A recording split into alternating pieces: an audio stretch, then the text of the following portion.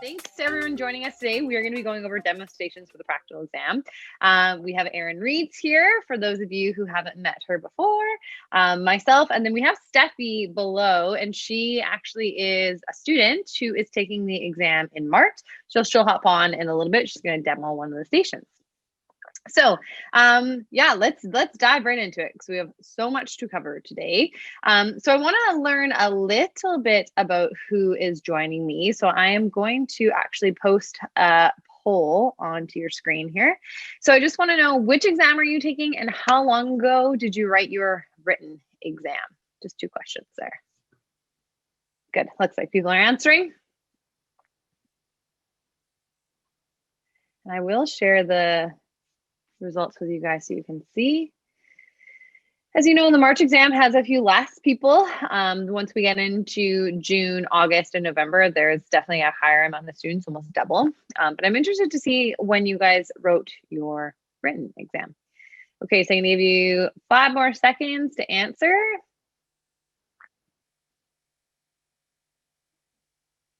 Awesome. Okay, I'm gonna end it here and then I'll just share those results. So it looks like the majority of you guys here right now are actually doing the June exam. So that's good, considering that, again, only about half as much are gonna be in the other exams. And then it looks like most of you guys took it about a year ago or fall. So interesting, good to know. Oh, Steffi, you're in June. Sorry, I messed that up. So we're getting you prepped early, but I want to take just a moment to introduce us a little bit better for you.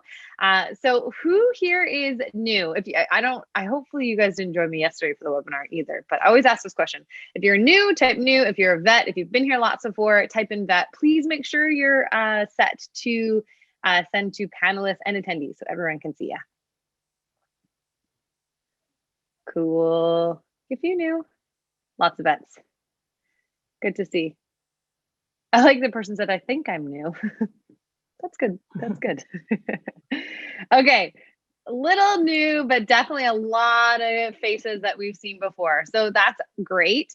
I am Katelyn Proctor. I purely pretty much spend the majority of my time now, it feels like, hey, Erin, just trying to prep you guys for this exam and trying to do whatever we can to get you across that line.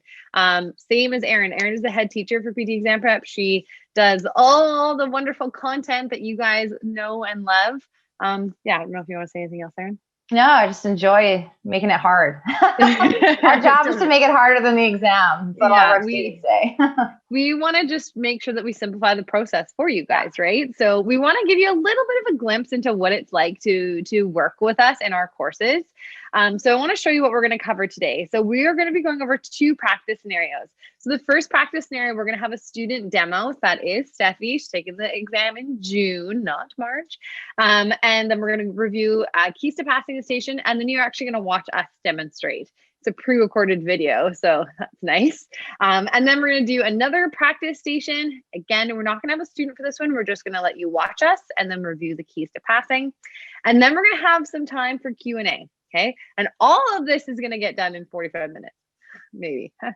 We'll see about that. But we're going to try our damnedest. So the big thing that I want to go over with you guys is how to really prep using your 2 minutes efficiently, okay? So I want you guys to read the action items in the questions when you're doing your practical stations, all right?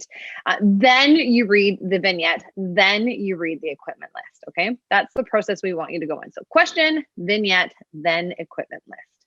The equipment list is going to be funky, right? They're going to say, like, use a sofa as a hospital bed, right? Look, this is not a hospital bed, but we're pretending that this is going to be a hospital bed. And this is what you're going to see on the exam.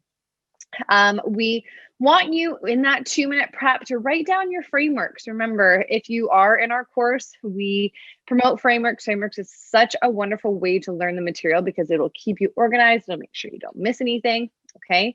And then you just follow that when you go do the station, right? And then you want to spend the remaining time just visualizing yourself going through the station, right?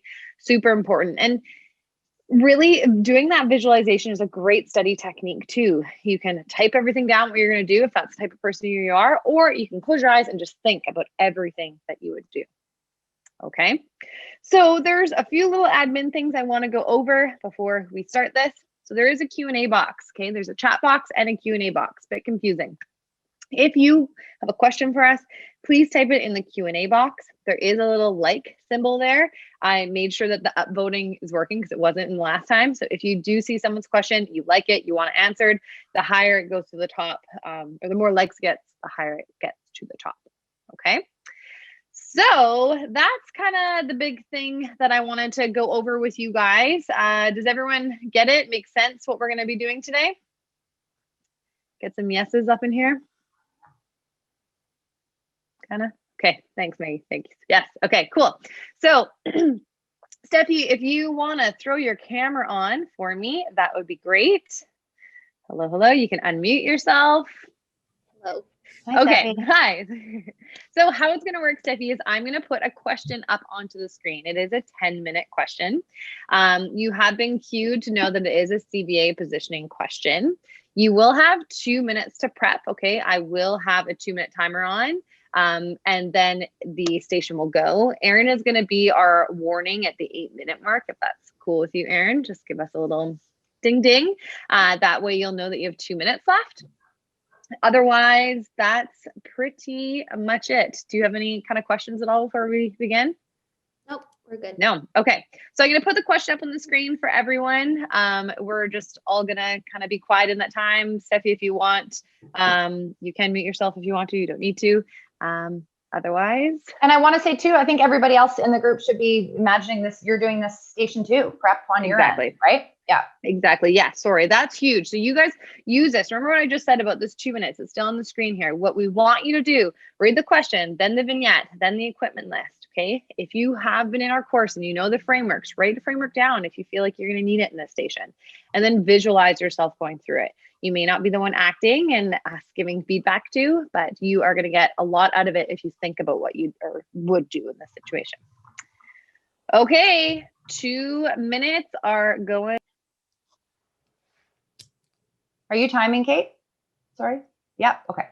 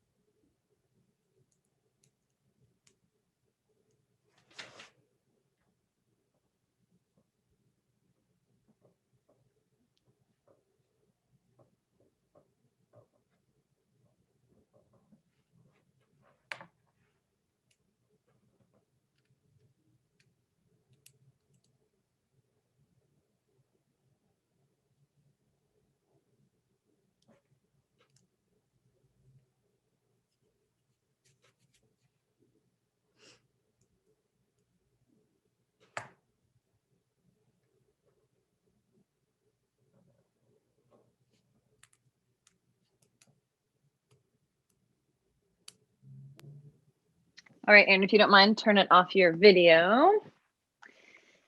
And when you're ready. Okay. Hi, I'm Steffi. I'm going to be your interim physiotherapist today. What's your name? It's Katelyn. Hi, Katelyn. So I saw that you suffered a stroke 2 weeks ago and you're having some left side problems. And what I would like to do today is just have you rolling from side to side in bed. Is that okay? Yeah. Okay, if at any point you feel any pain or dizziness, please let me know any type of discomfort and we will stop, okay? Okay. Perfect. Do you have any questions for me before we get started? No. Do I have your consent to proceed? Yes. Okay, I'm just checking the bed and I can see that the brakes are on, so that's good, and we will get started. So, have you felt any pain or dizziness today? No. Okay, perfect. Have you been up in the last day or two? Yes, I have been up with a cane. Okay, so I don't suspect that there should be a DVT at this point, so I'm just gonna, I feel comfortable that we can do this together before and not do the DVT check, okay? Okay. So I'm just looking around and I'm checking that there are no lines around and I'm checking to see the brakes are on. We talked about that. Are the handrails of the bed up? There are no handrails on the bed. No handrails. Okay. I do see that your left arm is slightly falling off the bed. So before we get started, I'm just gonna, would you mind helping? You can assist with your right arm, but just bringing your left arm up onto the bed. Perfect. Do you have space next to you to lie it beside you? Not really.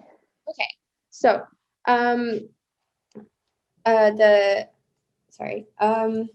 Okay. So do you wear any glasses or anything? No. Okay, perfect. Then let's get started. I know you've been up in the last couple of days, but because this is the first time that I'm seeing you, I do want to do a mobility check. So just to check what your strength is and how much assistance you would need with this role, okay? Okay. So can you please slide your legs up one leg at a time until your feet are flat on the bed? Perfect. Can you lift your bum up as well in that position? Good. And back down. And lift your right arm above your head, just like that. Okay, perfect. Are you feeling any pain or dizziness? No, not at all. Okay, perfect. So let's get you to roll. First of all, I just want you to know that it is safe to roll to both sides in this situation. However, there are some things you must know about lying on your left side. So when you're on your left, going to roll to your left side, we don't want you lying directly on your shoulder, okay? So we'll readjust if necessary when doing so. Okay. And we also don't want you to feel any pain at any point. So just keep me informed on that, okay? Okay. Perfect. So let's start rolling to your, let's start rolling to your left side, okay? Yeah, we're gonna roll to your, I think you're a little bit on the edge of this side. So let's roll you first to your right side. Okay. Okay, so you can bring your right leg down and you can keep your left one up in that position. You're gonna bring it with your right hand, you're gonna interlace your fingers together like this, okay? And what we wanna do is I want you to roll.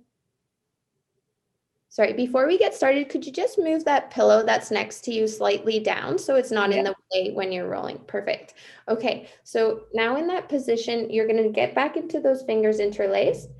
And with your left leg, you're going to push into the bed and help you roll while also using your right arm, pulling your left arm over you. Okay, can we give it a go? Okay. Yep. Okay, let's give it a go. So yeah. Okay, perfect. So now in that position, I want you to, can you grab that pillow that's lower? That's by your legs? Yeah. Okay, I want you to place your left arm on that pillow next to you so that it's slightly forward and extended in front of you, okay? Yep. Is there another pillow there by any chance? Yep, there is. Okay, can we put another one of those pillows between your knees as well and have both your knees bent? Perfect. How are you feeling? You feeling any pain? No. Dizziness? You're okay? Yep. Okay, perfect. Let's roll back onto your back and we're going to show you, and I'm going to talk you through what it would be like to roll onto your left arm. So you're to get back into position, you're gonna bring your left leg back up how it was before. So up exactly, perfect. You're gonna interlace those fingers again, and you're gonna assist back, perfect. Okay, great. So let's just try to, we're gonna scoot over a little bit towards your right side, okay? Okay, yep. So you can use your legs, yes, perfectly, giving yourself a little bit more room now. Great. Let's just move that. Is that pillow, are you okay with that being there? Or yep. Okay, perfect. So in order to roll onto your left side, as I said before, it is safe to roll towards it, but you don't want to roll directly on it, okay? Okay. So use your right arm and help bring your left arm to the side, to your side. Yes, perfect, great. And can you just help you bring your shoulder slightly forward as well? Great. Okay, so for this one, you're gonna have your left leg down. So bring your leg down slightly, yeah, and you're gonna help roll with your right leg forward. So yeah, and you're gonna roll onto your side, bringing your right arm with you. Okay, so just making sure you're not right on that shoulder. So readjust if you, yes, perfect. Okay, any pain? No, not at all. Okay, can you, with your right arm, can you grab that pillow behind you? Yep. And we're just gonna bend those knees and put it between your knees. Perfect. Okay, no pain, no dizziness, and you're comfortable? Yep. Okay, so I'm gonna leave you on your back, again, how you started the position. So let's go back to that position. Okay, and you show me how you would do that. Perfect. Yep. Yep. Great. Perfect. So when you're on your back, which would be the position that you would be in most of the time, you can do the rolling as well. But I would like your left arm to be slightly next to your body. So like you're going to bring it, so with your right arm, you're going to bring it outwards slightly, about like 40 degrees. You're going to turn your palm up as well, okay? And have that elbow extended. Yeah, perfect. Are you comfortable?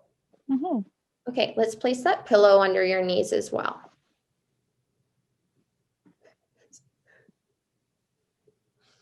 Great.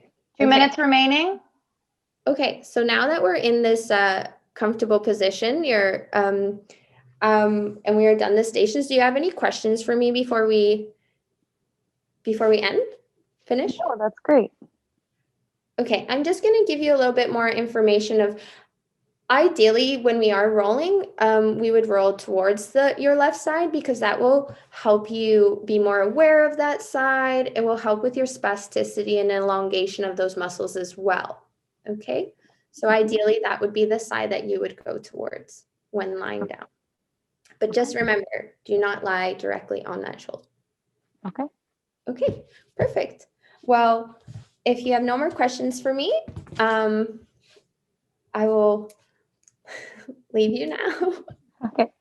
Okay, thank you. Thank you. See you tomorrow.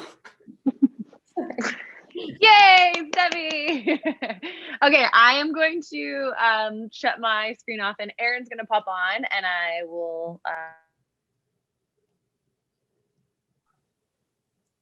Should I turn my camera off?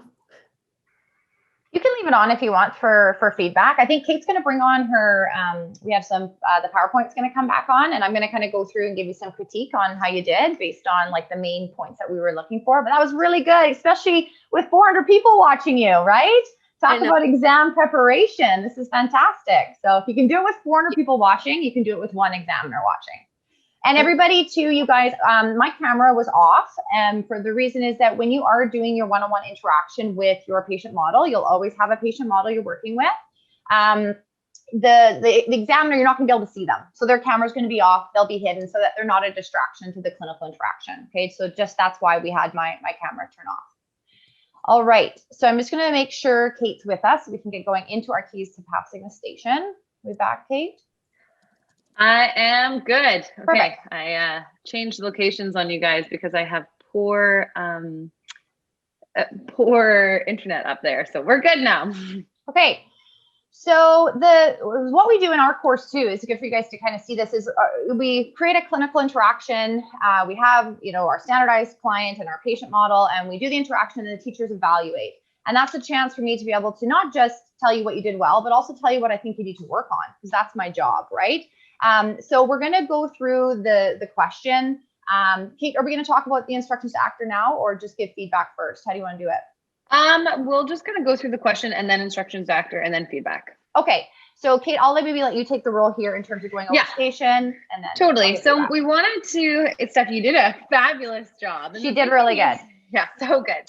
You make me proud. So the big thing is that you want to, as I said, go through the questions first. So pick up the keys, which you totally did, right? Teach is the main thing in this station. Then we want to roll towards and away. Now, Steffi, you did a great job at reading the situation and seeing that you actually couldn't roll towards like the question is lined up for. You had to roll me away first so that you could get some space, right?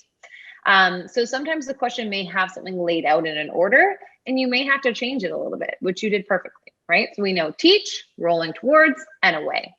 Then again, we're going to teach a position, and that's in supine. So nailed that. Then you go to the vignette and you say, okay, this person has hemiparalysis and mild neglect. So now you know what you're dealing with. Then you go and see your question, or sorry, what you have available to you. So you had a bed, which is my lovely spare bed there, and you have some pillows, right?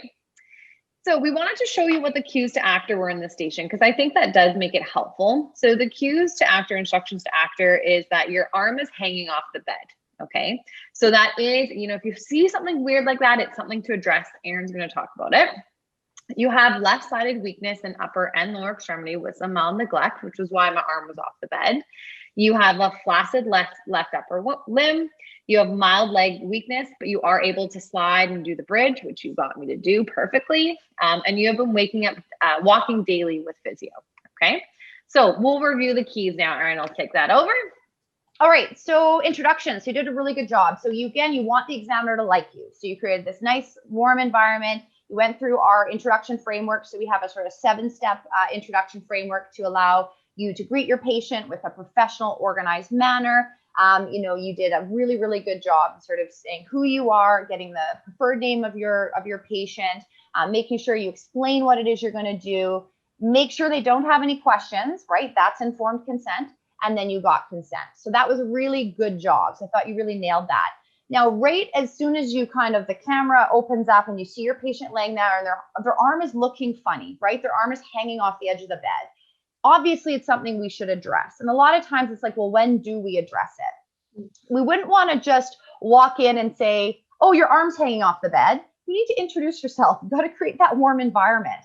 Now, you could, and you'll see how I've done it in the video demo too, whether you do it, at the end of the introduction or partway through once you've introduced yourself, as long as you're addressing that the arm is hanging there in a timely manner, that's really what we're looking for. And you did do that. Hey, it looks like your arm is hanging off the edge of the bed. Are you able to bring that arm up? And, we want to make sure we protect that shoulder. So you did a really good job there. Then sort of in terms of our rolling. So here it's teaching rolling, right? So you have to guide them through what to do. And you did a really good job. Clear communication is huge on this exam, right? So you did a really nice job of making sure your communication was clear and your patient understood what you were asking them to do. So with our course, we have a big mobility manual, and a big chunk of that is teaching, you how to do something from position A to position B. And right here it was supine or rolling in supine.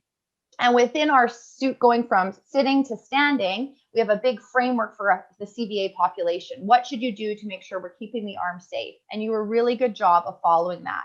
So when you started the initial sort of setup, first is like, do I need to perform a DVT check or not, right? That's a big one. It's a big safety consideration. So you asked your patient, have you been up in the last day or two, right? That allowed you, when your patient said, yes, I've been up, I've been ambulatory, right away, that's not a DVT scenario, right? If someone's been immobilized for a long period and hasn't moved, we've got to do our DVT check. That's not the case here. So you did a really good job. So we did need to perform a DVT check. And then you did your data screen, like what's going on here in terms of, what's our movement? What's our strength like? How much help am I going to have to guide you through here? So you did a really nice job of checking and saying, okay, what's the strength of my patient? Ask them to slide their legs up the bed, lift the bum, arm movement. Now I have a kind of general idea of how my patient is moving, so I know what I need to give them in terms of verbal cueing. So it was a really good job. Before you started that rolling, you were kind of giving the environment a look. Is there sheets on the patient? Nope, there wasn't. So we didn't have to address that. You had given the verbal cue that the brakes would be checked and are on, which is fantastic safety consideration. You know, you could have mentioned, you know, I'd have railings up, again, just from an extra safety consideration. And then in terms of, you know, is my patient, you know, are there lines or tubes? That's always a nice thing to see, is say, I'm looking, I'm seeing there's no lines or tubes that would need to be managed. And then again, you know, you asked if the patient has glasses, because we want them to be able to see if they have to move around. Not as much for rolling, but, you know, you did a really good job. So we've set the environment up. Sorry, you're going. Sorry, we set the environment up. We've got all our safety checks. We know that we don't have to DVT. And then we know the general mobility of our patients. We've done a really good job to set you up to now teach your rolling. Okay. Were you going to say something, Kate? Yeah, I was just going to say, with the bed rail. So you asked if there were bed rails. Oh, did she? That's perfect. That's a great way to do it, right? And I just said there's no bed rails on the bed. You guys, it's awkward. It's so awkward. We're in this like make-believe world, right? So clearing things like you did is great, right? You mentioned the brakes, you mentioned the bed rails, you said that you were looking around to see if there was anything. That's perfect. That we couldn't ask you to have done a better job there. And really what the Alliance is doing is they want to, they're evaluating you on what they're seeing, right? Not all the I woulds too, right? So there are some of those safety considerations we want to make sure, like I would check the brakes, railings, but for the most part, they're also then really evaluating on you, on your interaction, right? That's a big part of what they're looking at too. So then we went into the actual rolling. So we've already talked about your bed mobility screen. You kind of assessed how much can this person move? What are we dealing with here? And then you taught them to roll towards, first you went towards the right side. So you taught the patient how to roll towards that right side. Biggest thing here, you guys, is if there's a neglect, we already know that left neglect, don't let the arm be left behind. So you had them interlace their hands, take that left outside leg, push it, and do a nice big push and reach across towards their right unaffected side. So your way of teaching, watching your patient do it was really well done. We made sure that the arm was not left behind. What's nice too, and I think is important in a teach scenario, is you gave a lot of verbal guidance, had your patient roll, they showed you what to do. What's nice too is then to get them to do it again to show that they've learned. So have her come back to starting and then do it again to make sure that the learning is there and she knows how to do it without your prompts. One thing you did do, and again, it comes down to do what the question's asking you, is you did positioning and side lie. Question wasn't asking you for that, right? So it's asking you for positioning and supine. So while that was a great thing to do, it ate up a bit of time and it could have been an issue if you were to run out of time. So side lie positioning wasn't part of the question. We weren't looking for that, okay? And that's just, again, you guys do what the question's asking you to do. It's really important for time management. And then in terms of rolling towards the left side, you had her scooch up and move a little bit over because there wasn't a lot of room. That's part of like bed mobility, you guys, is press your heels into the floor, lift your bum, scoot it over so you have a bit more room. And you might have to do that. You know, your patients are potentially on a couch pretending for that to be a bed. So don't be afraid to ask them to move over, okay? One thing I will add, Steffi, you got a little tripped up over left and right, which is going to happen, especially when you're in this virtual land, right? So what I'd encourage everyone to do is try to think affected side, non-affected side, right? You could tell this side was affected, you could tell this one wasn't, but is that my left or right? Like it's confusing. So try to make it easier on yourself and just use affected versus non-affected. When moving towards the affected side, you did a great job making sure they weren't laying on the arm, and you reinforced that a lot. And you also did a good job of checking in. Are you know, how's that feeling? Any pain? That's really important, you guys, with any patient population, right? Check in frequently, make sure they're doing okay, right? So you had her move her arm away so she wasn't going to roll on it. That about 45 degrees of abduction is perfect. And then she again pushed with that outside leg into side lie. You did positioning, not required, but again, it's not going to take points away. It could just take a bit of time away, right? And that's always, you know, time management is huge on this exam. But your rolling, your teaching was beautiful. The only thing I would have added there was just to get them to do it once more to ensure learning, okay? And then in terms of positioning, so moving on to that second part, positioning in supine, you did a great job using the props that you have available. You know you have pillows, use them, right? Arms should be out on the side. You were using terms like extension, so be careful of that physio jargon. I want your arm to be straightened. I want your elbow to be straight. I want your palm up towards the sky. So try to make sure we're not using the physio jargon. I don't know if we have the PowerPoint, Kate, if we're on to the next slide there. Yeah, I didn't do the positioning. Oh, okay, that's okay. But you know, that's the ideal positioning in supine is use those pillows, have the arm propped up. The arm should be about 45 degrees of abduction, elbow relatively extended, and palm to the sky. Okay, out of that tendency to be in that flexed position, that's where the arm likes to be. So we want to get them into a position with that's kind of counteracting the tendency of the arm to want to be flexed. So that was great. You finished with about a minute and a half left. So that was really good. In terms of kind of your finishing statement, you know, it kind of got awkward, and then, you know, we giggle and you're doing it in front of 400 people. You know, you don't have to have a fancy exit statement. It doesn't have to be about like, oh, and next time we'll follow up and do all these things. You know, again, just thanking them for their time is often really is enough. You know, thank you so much for your time, and we'll touch base next session or something like that. It doesn't have to be a big fancy exit, okay? But overall, total pass. You know, you hit all the safety considerations and you did it in front of 400 people. So really well done. Boom. We were talking about this before, and we're like, well, it's either going to make PT exam prep look really good because she's a past student, or we're going to have a rough go. But you made us look really, really good. So thank you. And I just saw in the chat box, someone said, you know, can we refer to it as good arm, bad arm? What do you guys think? Does that sound very good? Call someone's arm their bad arm? No, not really. No, I would not choose to do that. So affected arm, if you have to make a statement, but don't ever call it a bad arm. Yeah. Okay, so I'm gonna pop over to the Q&A box. Steffi, you can hide your video now and just be a participant. Yay, Steffi. We'll answer a few questions. Now, before I go to answering some questions, we do have a video recording of Erin and I doing this. I will say it's very similar to what Steffi did. Like, she did a real fabulous job. I'm happy to play it for you. It's about a 10-minute video because it's 10-minute station. So in the chat box, do you guys mind letting me know if you want to watch or skip? So write watch or skip, and then we'll choose. Oh no. 50-50. Shoot. I think there's a few more watches. Yeah, a few more watches. Okay, we'll do watch. It's helpful to see, honestly, it is, right? But Steffi did such a great job that it's almost not needed, but hey, you'll get to see Erin is the PT and I am the patient again. So we can watch that. Maybe actually, great idea. Emma said, let's watch it at the end. Why don't we do that so that people who want to stay can watch it? And then if you don't, then you can go. Okay, we'll do that. All right, let's just answer a few questions here. So Kelsey is asking, if it does look like there are lines and tubes, what would we ask them to do? Manage them since we can't move them, or hold them during the interaction?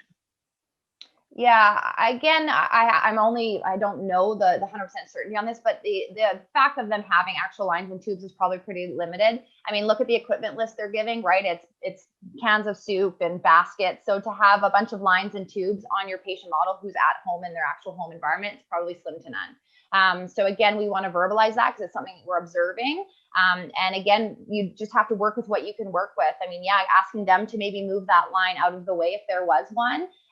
You know, you don't want to say like, I would pretend that I'm there and I would hold that line, because that they can't really evaluate you on that. So, you know, again, I don't think there'll be a lot of lines and tubes that you have to work with here. People are on their couch and holding cans of soup. So yeah, but you know, I'd ask them to move it out of the way if there is a line, just to make sure that they're not going to lay on it. Okay. Awesome. And good job upvoting, guys. This makes it so much easier. We can just kind of pick the ones that have lots of thumbs up. So Allie is asking, the pillow should have been under the hemi arm. And should the pillow, and should we keep the pillow away from under the knee to avoid flexion contracture? So I'll kind of jump on this one, Erin, because I just kind of did a quick screen of the chat box. And do you think the majority of people did say watch? So I think we'll watch it. I think it's worth it. Put the time into record it. So why not watch it, right? And you will see we don't put a pillow between the knees. It is out of the arm. Those are very, good points, Allie. So I think that those are fair comments. And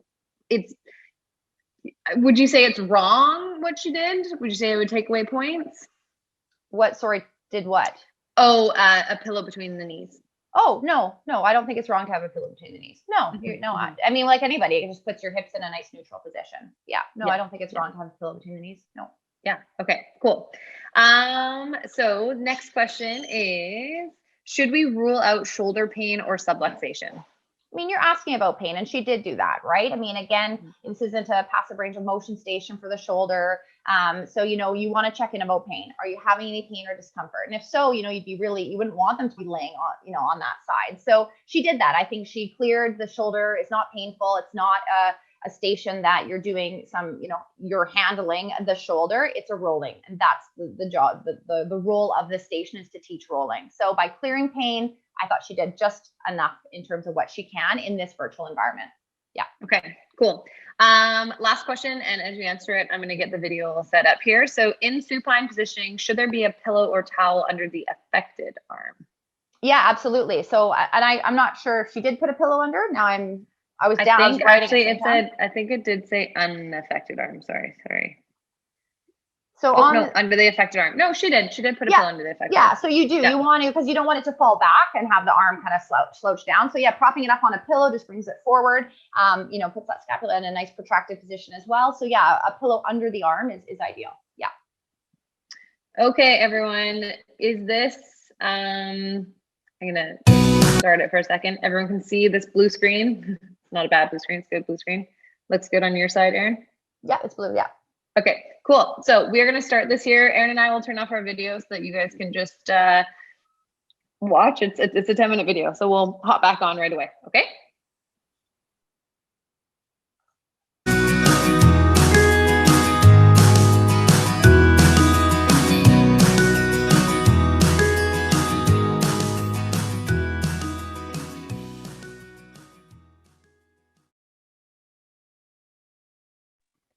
Okay, I'm going to skip past the 2 minutes because you guys have read the question here, and I'll just skip to, here we go.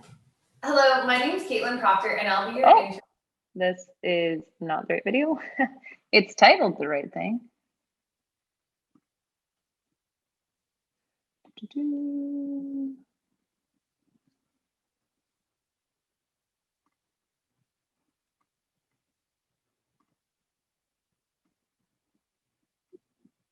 Okay, same video.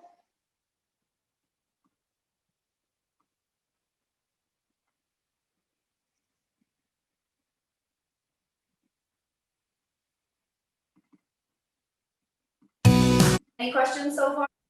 Okay, user error here. Both of them are saved as the same thing. So I will get this going for you guys in a moment. We'll go back. Okay. Erin, do you mind just answering a few questions in the question box while I get the video back up? I'm doing it right now. Okay, cool. So Erin will hop back on the screen, answer some questions. I'll get the video going. Okay, so I have a question here. So that should we check cognition? So in a scenario like this, no, I think that oftentimes students ask this a lot. Like if someone has a stroke or a traumatic brain injury, should we just assume that they don't know what's going on? No, you shouldn't. So checking cognition, I think if the question asks you to check orientation, absolutely. Or if you start your clinical interaction and something seems off, and then you might be concerned, am I getting informed consent? Then yes, check cognition, but don't jump to checking cognition because someone has had a stroke or a traumatic brain injury. See if there is maybe some confusion and the patient's acting abnormally, then yes, check it to get informed consent, okay? But don't just do it because of the diagnoses. There's lots of people with strokes who have normal cognition, so just don't jump to the assumption there. Okay, I'm just going to read that one. If we forget to say something like bed mobility screen and then remember later, should we still say it? So you don't, again, bed mobility screen is a PT exam prep term. So the examiner who's evaluating you doesn't know what that is.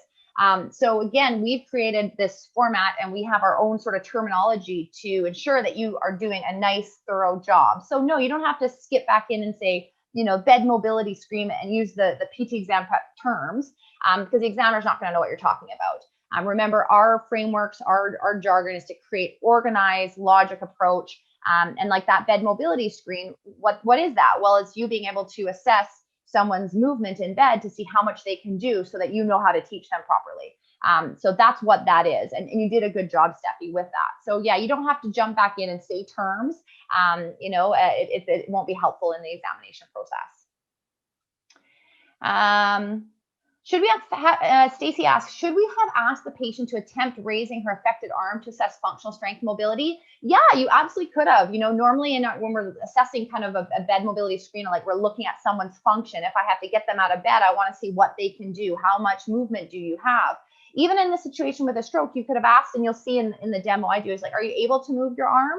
And if they say no, then I'll say, okay, just raise your right arm or your unaffected arm up towards the sky. So I think that was definitely, you could ask them and prompt them to move their affected arm. And if they can't, that's fine too. Just do it in a really respectful manner. Are you good, Kate? Yeah, so I'm gonna wait and do this video at the end. And we'll go back to going through the questions just because I do want to be cognizant of people's time. Okay. So here we go. I wanted to talk about some potential stations that could come from positioning. Okay. We just obviously gave you one, but I do want you guys to go practice this. So some potential stations that you could see positioning could be wheelchair, positioning in education, something like maybe a person after CVA, their arm, like we just kind of did in this station, or spinal cord injury, pressure relief, right? This was one of the questions actually that the CAPR put on their website. Another thing could be just bed positioning. So thinking about a deconditioned patient. So, you know, maybe getting them to move up and down the bed, teaching them movements to help so that they're not getting pressure sores, right? Educating on that. Talking about back pain. How would you position yourself if you had low back pain, maybe acute low back pain, if you were pregnant, right? Burn positioning. This is a really great one. There's lots of options, right? Maybe someone had a burn on their neck, maybe on the axilla, right? There's lots of different options for this. So we wanted to give you guys some brainstorming ideas so that you could potentially make up some of these questions on your own. Okay. Does that make sense to everyone? Cool. Get some yeses. Yes. Great. All right. So we're going to go on to the next question here. I am going to put 2 minutes on the screen, just like we did last time. Okay. And then what we're going to do is we're actually going to show you a video of what we would do for this. Okay. Now it's really important. Again, I really stress, we're not going to have a student demonstrate. We're going to go right into the video with this one. So it's super important that you take these 2 minutes and you really think about what you would do. Okay. Write it down, use this. The only way that you're going to get something out of this is if you find the errors that you would have made if you did the station. Okay. Everyone good? Can you type in ready if you're good to go? Ready? Okay, cool. I will turn my video off and we will get going.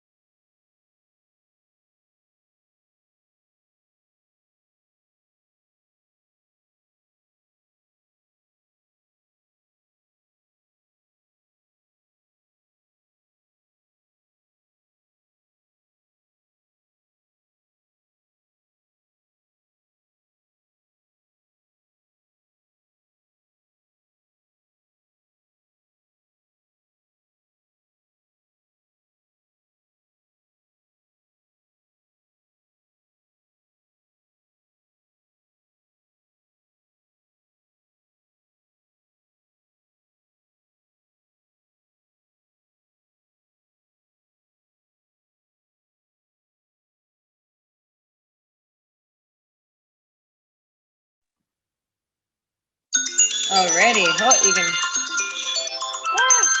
hear my timer going there. Okay, so what we want to show you guys is how we would do this station. Okay, so I'm not going to put the keys up. I am going to put the video up for you guys to watch. All right, so here we go.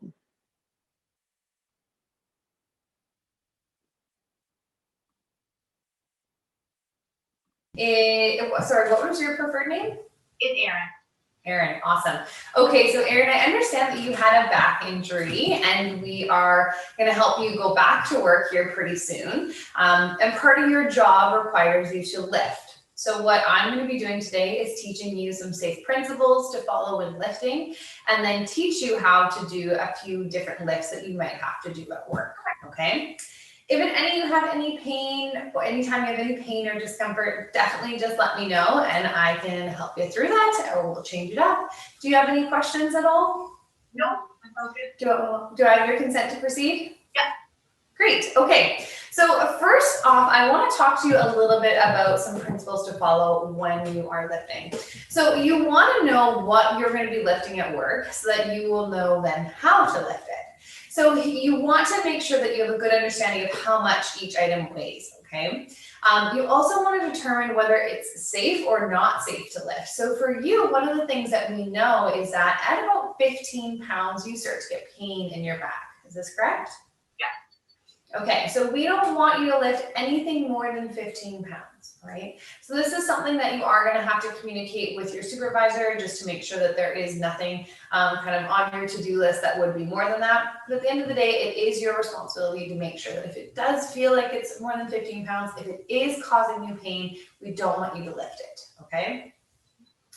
The next thing you need to do is determine if you have a nice, easy way to lift. So I understand you'll be lifting to shelves. So we want to make sure that there is a clear pathway for you. So there's no clutter in the way. There's nothing else on the shelf that you'll have to move midway. You want to make sure that you have a real clear pathway of what you're moving and a safe area to move in, okay?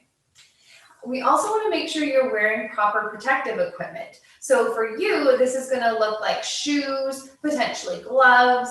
And so you're going to be wearing these anytime you have to lift, okay? Any questions so far? No, that sounds good. Okay, great. Now we're going to talk about what you're going to do while you're lifting. So when you're lifting, we want to make sure that you have a very wide base of support, okay? So feet should always be shoulder distance apart when you're lifting. You want to kind of have one foot slightly in front of the other. We kind of call this like a karate stance. That's a great way for you to be standing, okay? When you are going to pick something off the ground, you want to squat down and really bend with your hips, okay? Not kind of through, or I shouldn't say, you only want to kind of bend down. You don't want to be going kind of through your back. So you want to be bending through the hips, bending through the knees to come down. And I will demonstrate this for you as we kind of practice those skills. Now, I want to make sure you're keeping a really good posture when you lift too. So thinking about chest up, a nice neutral curve in your back. So that neutral curve is just kind of like a little bit of arch to your back. You're not overarching. You're not kind of crouching down. Okay. Any questions at all? No, I think that's probably how I hurt my back last time. Is not lifting, right? Yeah. Very common. We also want to think about speed. So we want to lift slowly, right? Slowly lift by straightening up from your hips and your knees, not lifting up through your back like we talked about, right? You also want to hold that load really close to you. So the further you lift that load away, the more strain it's going to cause on your back, okay? You also want to think when you're changing direction, you want to change direction with your feet. You don't want to change direction with your torso or through your back, okay? You want to lead with your hips and let that change your direction again. So when you're lifting, we're really focusing on shift, shift, shift, shift, rather than that twist to load something, okay? Set the load down really careful, squatting with your knees and hips as we talked about. Don't hold your breath. Holding your breath is not good. And if possible, if you maybe have to reposition the load, we want to work on pushing the load rather than pulling it if possible, okay? Last few things to keep in mind before I teach you these lifts. I don't want you to attempt lifting by bending forward, okay? I know I've talked about this a few times, but it's really, really important. Never lift a heavy object above shoulder level for you. You're not there yet, so we don't want to do that. And again, last, we've talked about this again, avoid twisting or turning while lifting, okay? Final reminder is just please do not lift more than 15 pounds when you are at work, okay? So we're gonna demonstrate 2 lifting techniques. The first one we're gonna do is lifting from the floor to a chair, okay? So I'm gonna demonstrate that for you. So you wanna go and get your load as close to your body as possible, okay? So here's my basket. I'm going to bend down through my knees and hips. I have good shoes on. If you have your gloves, you can wear your gloves. So you're gonna bend down and you're gonna lift up that load, keeping it as close to you as possible, okay? From there, you can go slowly, slowly, slowly to where you need to drop it off. And then from there, we're not gonna lean forward. We are gonna bend through those hips and knees to place it down, okay? So I'm gonna take that, put it back onto the floor. Now I'm gonna have you demonstrate it for me, okay? So when you're ready, I see you have your basket there. And you want me to put it on the chair? On the chair, please. Okay. So I'm coming, I'm gonna have my feet in front of the object, bend my knees and my hips and reach down. So Erin, I'm gonna get you to stop there. A few things. Do you have any shoes? If you don't, that's fine. Do you have shoes at all? Well, they're in the basement. Okay, no problem. We'll do it with bare feet. But again, just a reminder, at work, we do want you to be wearing shoes.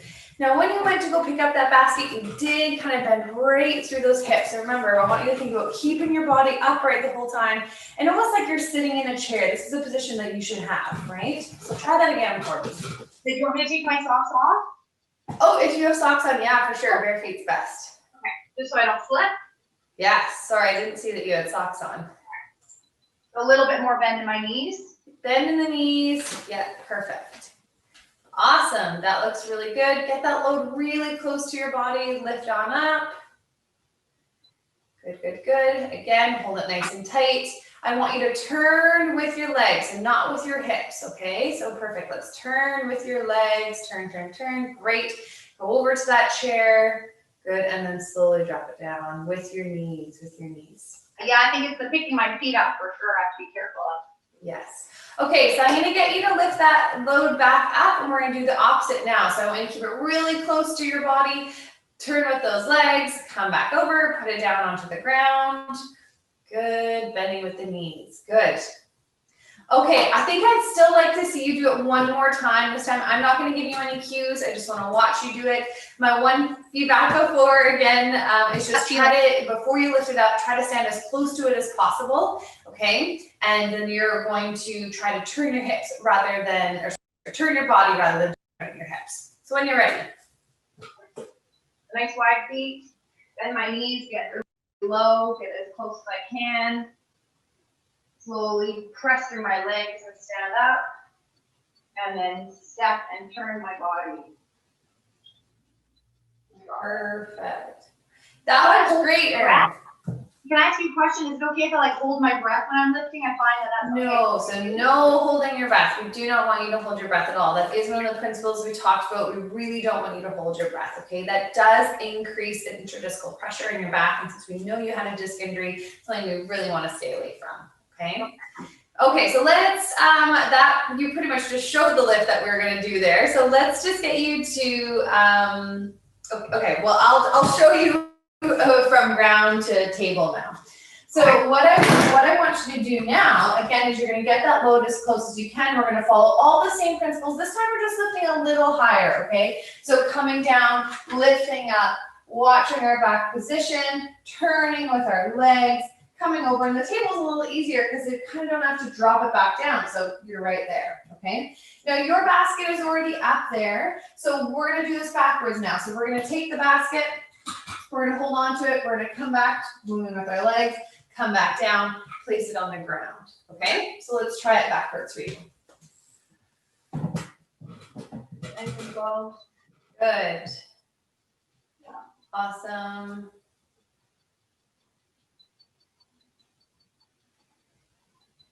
Start breathing. That looks great. Okay, I'm gonna ask you to do one more demonstration for me, and that's just taking the basket up to the table now, and we will, I'm just gonna watch you and hopefully everything's great. Okay. So I don't hold my breath.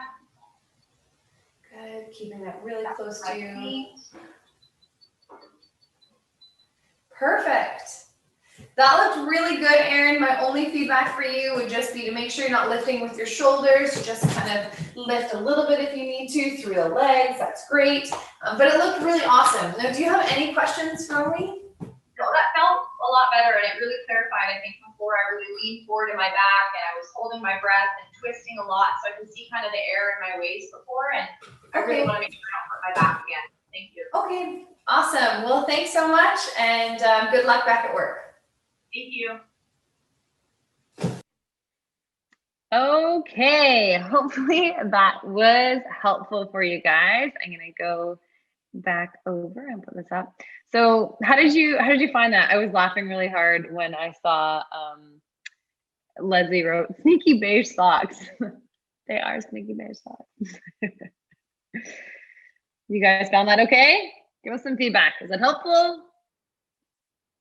Did I mess up? Should I have done something differently?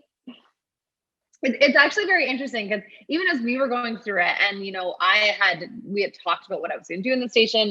We had cued. I knew what the actor was going to do, and you can still see there was a little bit of a difference where I had to adapt, where we had to kind of teach the lift backwards of how to bring the basket down before you brought it up, right? Okay, so let's talk about a few things. So again, what we're looking for in the station is we're looking for teach. We're looking for what we're going to do with it. We're looking for the lifting principles, right? And teaching lift from floor to chair and then floor to table. Okay. Alrighty, so next thing we want to do is look at what Erin had. So Erin had an L4, L5 disc herniation, and the pain is reported when lifting more than 15 pounds. This is why that was something that I drew a lot of attention to, okay? So the instructions that Erin was given is that she would have pain if she lifted more than 15 pounds, which we didn't get into that situation, so that's good. She demonstrates poor lifting mechanics, but fixes when cued. That's normally what your actors will have in the exam, and then reports no pain with any motions. Okay, so let's review the keys to passing the station. So really the big thing, you want to stick to your introduction, you want to get it in, do it quick. Then we want to review the lifting principles. So I broke the lifting principles kind of into a few parts. So number one was planning ahead, teaching her, know what you're going to lift, make sure the work area is dry, flat, clear. Make sure you have a clear pathway, wear proper PPE. PPE, not what we're used to now, being like shoes and gloves, not mask and all that fun stuff.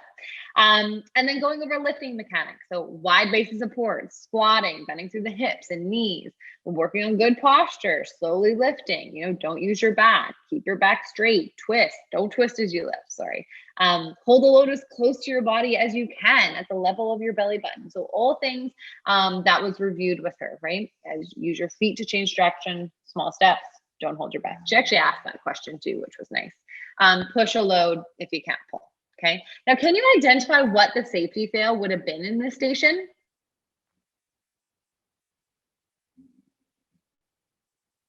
Tan has a comment there. So a lot of you guys are saying footwear, socks. Okay. Those damn beige socks, eh? So in this situation, because she was wearing bare feet, it's fine. We did talk about wearing proper equipment, so I don't think that is a big deal, to be honest. You do want to make sure that they're not just wearing socks. It would have been a good thing for me to tell her to put shoes on for sure. But Ashima's got it. Lifting more than 15 pounds, okay? So needed to make sure that there was attention brought to that you cannot lift more than 15 pounds above waist height. Remember, that was in, sorry, 15 pounds in general. That was in the question. So big thing that you need to make sure you educate them on so they're safe when they go back to work.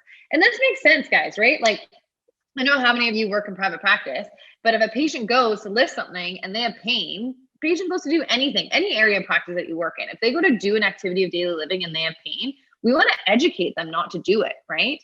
And Erin was going back to work. So we need to make sure we set good expectations of saying, you cannot lift more than 15 pounds, okay? Alrighty, so then we do the lift. Now the lift is kind of cool because you're just following our exercise prescription framework, right? Again, this is in your practical manual. So get them to demonstrate the lift, or we demonstrate the lift, sorry. We give lots of cues. Then the patient demonstrates, and then we give feedback and corrections. Pretty simple, right? That's really all there is. So you guys already watched the video for that, so that's good. Now, potential lifting stations.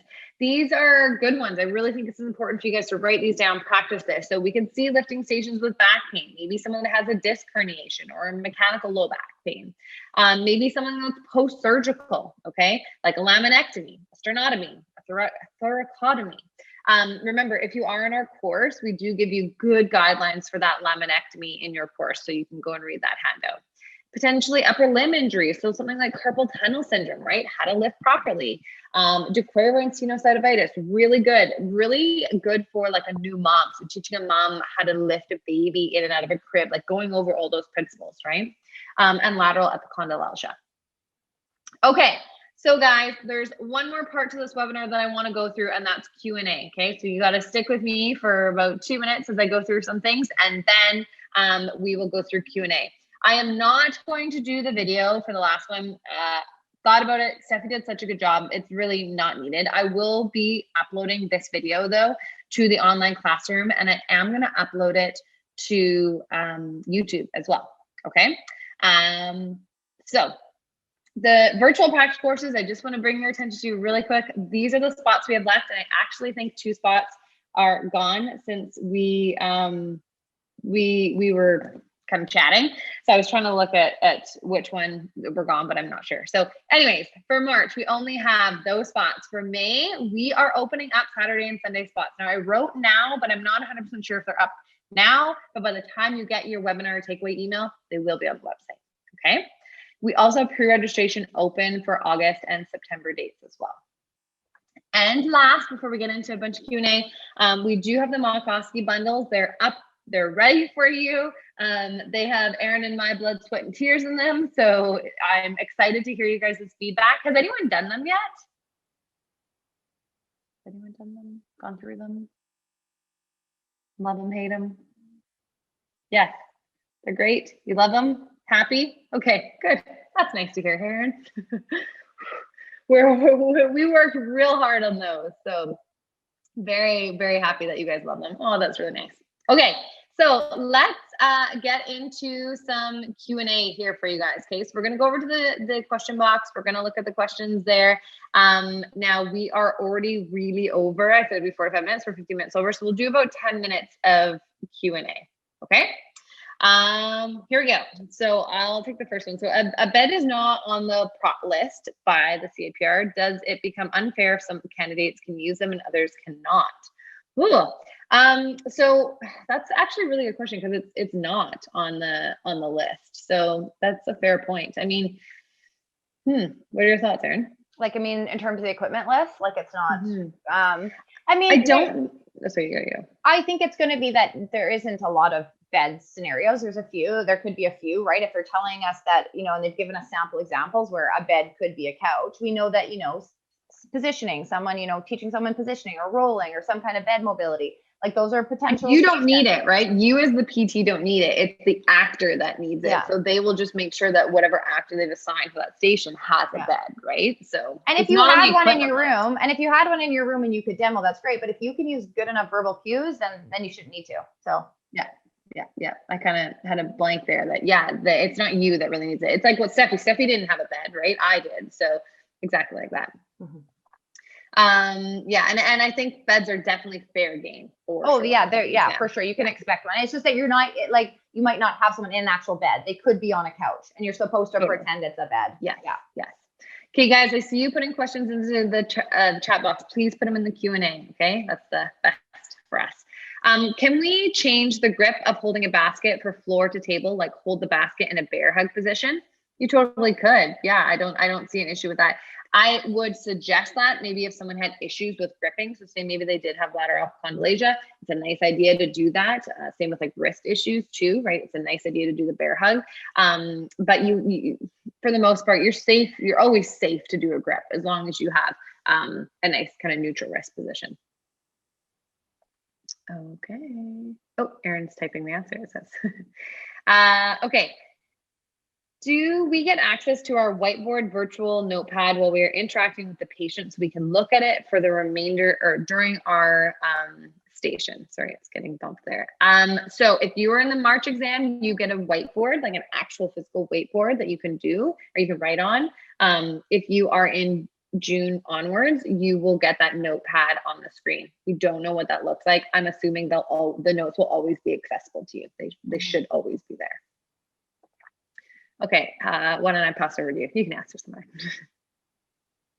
Who, me? Oh, sure. Do we need to educate about precautions with L4, L5 radiculopathy?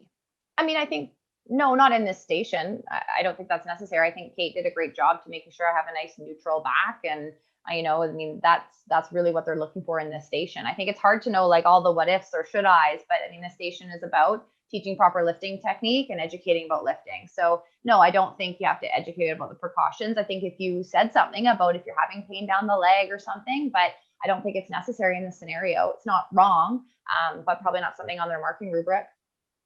And remember, the question said, I'm just pulling up the question again for you guys. It does say that their neurological exam is clear and they report no pain with activities of daily living, right? So it is kind of clearing that for you, saying you're not having it anymore, you're good to go. And it's not part of the question. So don't lose marks because you didn't have time to finish the other parts of the question, right? And honestly, guys, this was tight. Like, I probably went about 5 seconds over. So it was tight to get this all in. So you don't have time to be educating about other things. It doesn't seem like a lot, but it's a lot. Okay. Are any of your course resources still available to access before the March exam? Yeah, good question. So we have what's called materials only practical course where you only get the materials, you don't get the live session. It's not on the website. You actually have to have a conversation with me and we have to make sure it's a good fit before we will separate the live sessions from the course. I will say it's not much cheaper. Like the full course is $2,000 and the materials only is $1,500. So for that like $500 more, you're getting 30 hours of teaching. So it's no deal by any means, but it is an option if we are full and you really need something, right? So yeah, if you do have that question, email me and we can set up a time to chat. Okay. Do we have to teach core activation before lifting technique? That's a good question. There is a little bit of debate, I would say, at least out there, about what type of core activation you want to do. Doing a nice, gentle engagement of your core is great, but any type of bracing is definitely not required, right? And because this person has a disc, even more so, you just want to have a nice, gentle engagement of your core, I'd say is enough. I think that's a good thing that you could definitely have added to this station. Is there a possibility that a patient can have equipment that we don't have, like crutches? No. You want to answer that one? Yeah. No, there's an equipment list and that's what you can anticipate seeing. And so again, they're not going to send out crutches to a bunch of patient models all over Canada. So no, the equipment list is going to be very basic. And that's a lot of what they're doing in terms of saying like baskets and cans of soup and things like that are manageable for people to have in their homes. So you can, provide exercises and have it be effective. And there's demonstration and interaction with the equipment that people have in their homes. And this, if you've been to a webinar with Erin and I before, you've heard us have this debate over whether something could be used as something else. And it just goes to show that there's differences in what we view, right? Mm-hmm. I tend to think that a chair could be used as a standard walker. I think it could be something that they say, use this as this. Erin thinks I'm crazy for thinking that. So it's going to be interesting to see what happens in March. There's going to be rumors that fly around and we can all learn from that, right? But it's tough. It's a very confidential exam. You are not allowed to share anything after you leave. So we will kind of always be in the dust. We won't know a lot of what happened there. So it's tough. This is tough. There's not a lot of certainty for sure.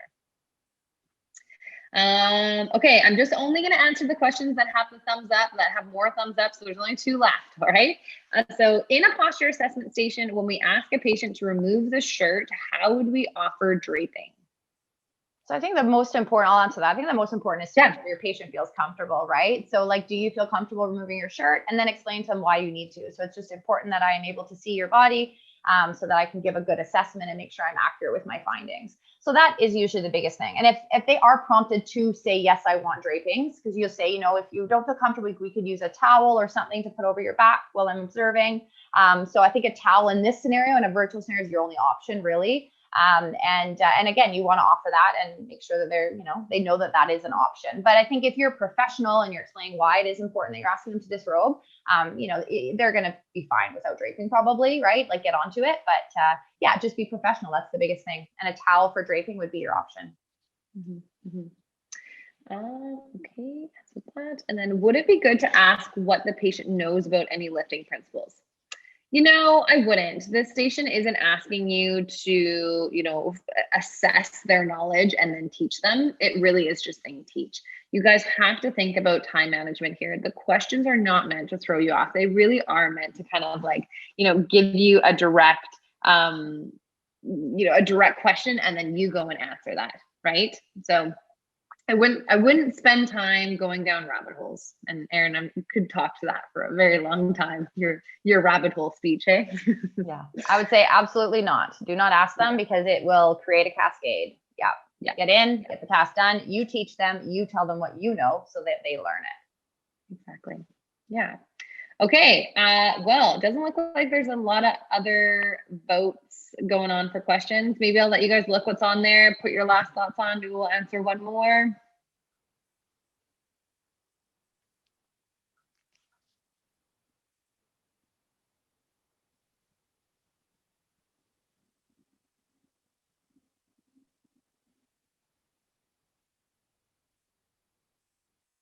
Okay, let's do Suquinder. So when she lifted the basket in the wrong way, why'd you ask her to stop and restart and she put it on the floor by doing the same mistake? Would it cut our marks or should we? Not really sure what that question is asking, but I think what you're saying is if someone made a mistake in their technique, should we stop them? So I think this depends on the severity of the mistake, right? Erin is using a non-weighted basket to show me her technique, and I need to assess her technique to be able to give her, I need to teach her, right? So I verbally taught her, she was doing it, and then I did need to give her cues to change. And I didn't wait long, I reacted, I kind of saw what she was doing, reacted to what she needed to do to fix it. And I think that's the best that you can hope for, to be honest. Anything you'd add to that, Erin? No, I think if the mistake is corrected and you teach, and that's the whole point of that station, it's absolutely fine. Yeah. And your patient models are going to be prompted to do things wrong, right? That's that we see that all the time is that, is somebody does something wrong in clinical practice and you correct it. So yeah, that's life. And that's what we do as physios. So don't expect people to do it perfectly the first time. Yeah. Okay, I'm going to answer Steffi's question just because she was a student for us, so we should be kind and answer her. So she said, so we won't have to fit people for aids. So you definitely could. You definitely could. Remember, you could use a cane. They could have, like when they say a pole, or they call it a broomstick. Well, I can't remember what they called it in the list, but I think maybe it was a broomstick. That definitely could be a cane. So I would for sure know how to fit a cane. You also could have a situation, and Erin and I chat about this, where maybe someone is going to pick up a walker. They don't have it with them right now, but you need to teach them what they would do to fit a walker for themselves, right? So definitely very testable, still getting someone to fit a gait aid. This is so within a physio scope. This is like our wheelhouse. So I think I definitely wouldn't skip studying that. Or teach a PTA how to fit, how you should fit a gait aid. So you might have to verbally explain to your PTA how they should fit a gait aid. Yeah. Okay, thank you so much for joining us, you guys. I think we covered a lot there. So I am going to be uploading this to the online classroom, and I am going to upload this to YouTube. Okay, I rarely do that, but I am going to. I am going to send you a webinar takeaway email that's going to have a subscribe link to our YouTube channel, and then you'll be notified when we do post it. It'll probably be within the week that we post it. Okay, so yeah, thought it'd be nice to post that on there. Okay, thanks so much for joining us, everyone. I hope you have a good evening and good luck studying.